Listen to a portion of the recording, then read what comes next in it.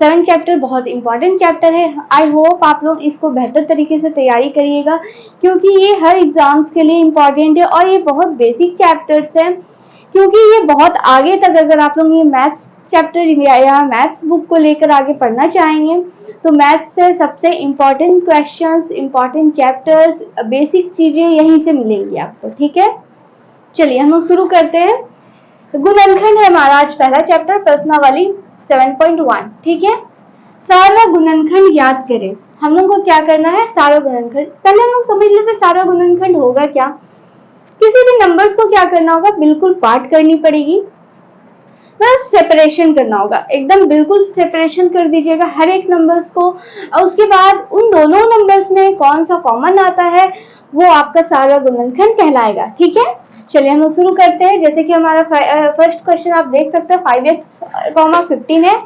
अब 5x को हम लोग को करना क्या है, 5x को करना ये है कि तोड़ना है इसे। 5 into x ये हमारा अलग अलग हो गया दोनों।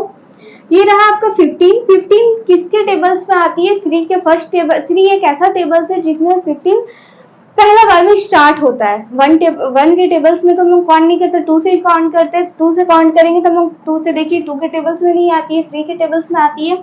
तो 3 into 5 इज इक्वल टू कितना होता है हमारा, 15 होता है, इसलिए मैंने ये लिखा। अब हम लोग को देखना है कि दोनों में से कॉमन कौन सा है।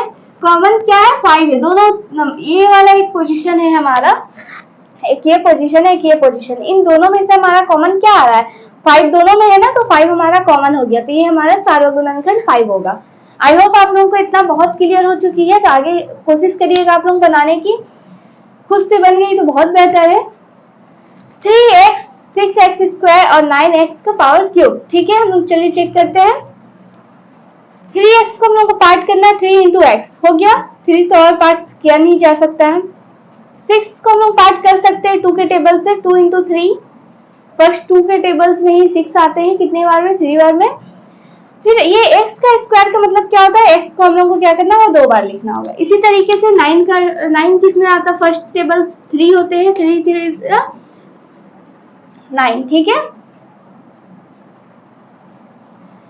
x का पावर क्यूब का मतलब होता है x को हम लोग को कितना बार लिखना होगा, 3 बार लिखना होगा। अब देखिए हम लोग को अभी यहाँ पे हम लोग को 2 टर्म्स था, यहाँ पे 3 टर्म्स है, तो हम लोग को तीनों में चेक करना है कि कौन सा नंबर्स कॉमन आएगा। ऐसा नहीं है कि हम लोग दो नंबर्स के बीच कॉमन चेक कर ले, नहीं, क्योंकि यहाँ पे 3 नंबर्स दिया हुआ है, 3 टर्म्स है, तो हम लोग को 3 टर्म्स में चेक करनी होगी। तो 3 टर्म्स में हम लोग जब चेक करते हैं तो 3 एक कॉमन गया और x, बाकी तो हमारा कॉमन नहीं है, क्योंकि देखिए x इसमें है, इसमें तो नहीं है, और x 3 इसमें है, हाँ x इसमें है, इसमें है, और तो नहीं है इसमें, तो इसलिए हम लोग का इतना ही कॉमन जाएगा 3x, जो कि हमारा सारा गुणनखंड कहलाएगा। 3x को अगर हम लोग मल्टीप्लाई करके लिखेंगे तो इस तरह से लिखाएगा। ठीक है, हम लोग चेक करते हैं सी नंबर के क्वेश्चंस को। सी नंबर्स के क्वेश्चन में आप देख सकते हैं यहाँ पे भी 3 टर्म्स है, 3 टर्म्स में 2pq है। 2p को हम लोग किस तरीके से पार्ट करना है, 2 into p into q, क्योंकि हर एक चीज अलग अलग पार्ट में जाएगा, सब एक साथ मल्टीप्लाई होता है तब जाके 2p क्यूब लिखाता है। 4 क्यूब को हम लोग किस तरीके से लिखते हैं, 2 into 2 into क्यूब। ठीक है, 6pqr, यहाँ पे r भी है, पहले 6 को पार्ट करते हैं, 2 into 3, फिर p into q into r, सब अलग अलग हो जाएंगे। अब हम लोग को इन तीनों में से चेक करना है कि कौन सा नंबर से जो ऐसा है कि कॉमन्स जाता है।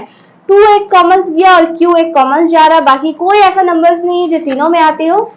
सारा गुणनखंड is equal to 2 into cube. 2 into cube को हम लोग इस तरह से लिखते हैं, ये हमारा आंसर से।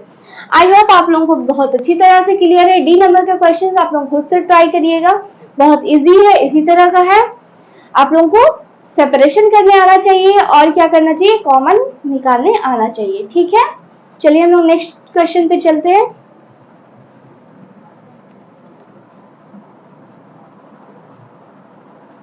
टू नंबर व्यंजकों के गुणनखंड करें।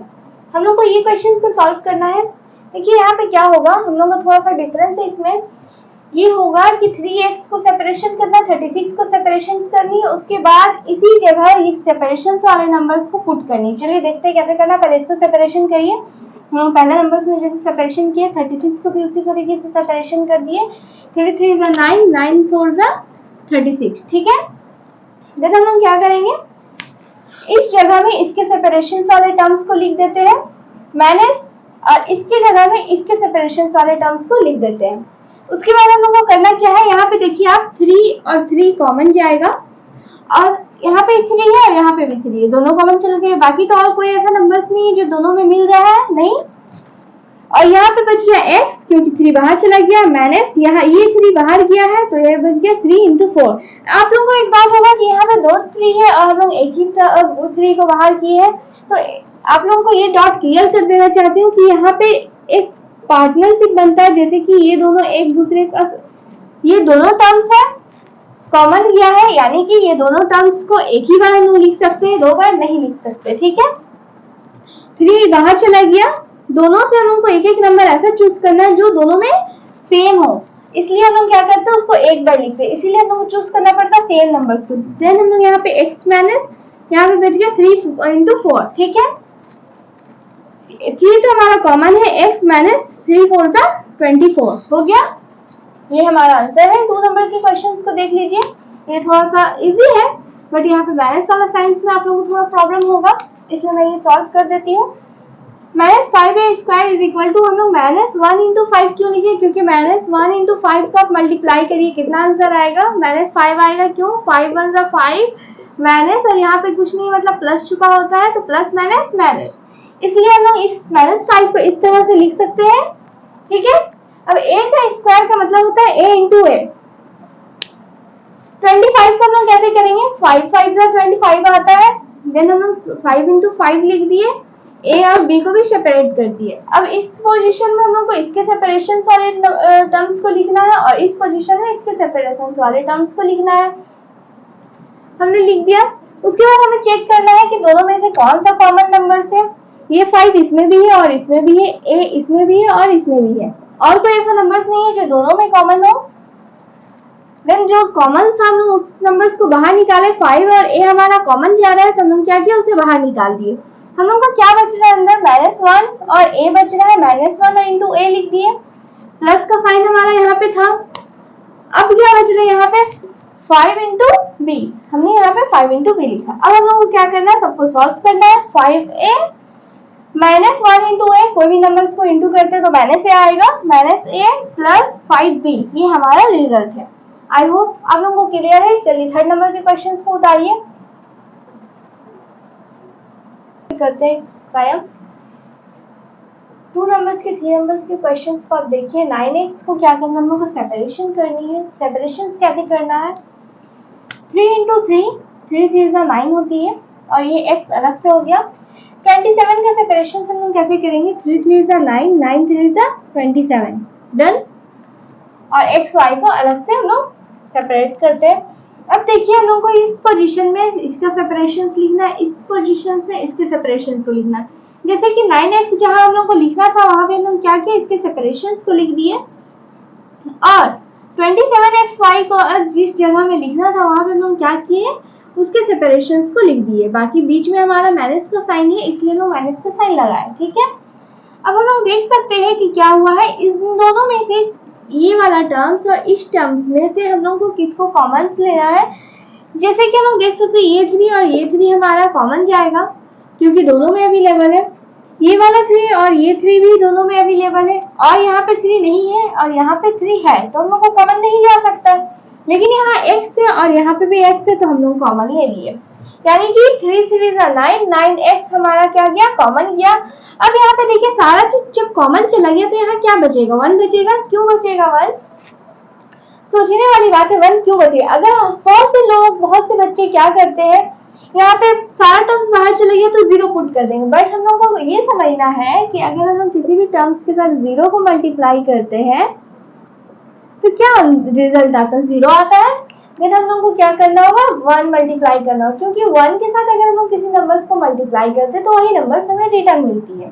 देन हम लोग यहाँ पे इसलिए 1 लिखे हैं, माइनस यहाँ पे बच गया ये वाला टर्म्स और ये वाला टर्म्स, ठीक है। तो हम लोग क्या किए हैं, इन दोनों टर्म्स को हम लोग यहाँ पे लिख दिए।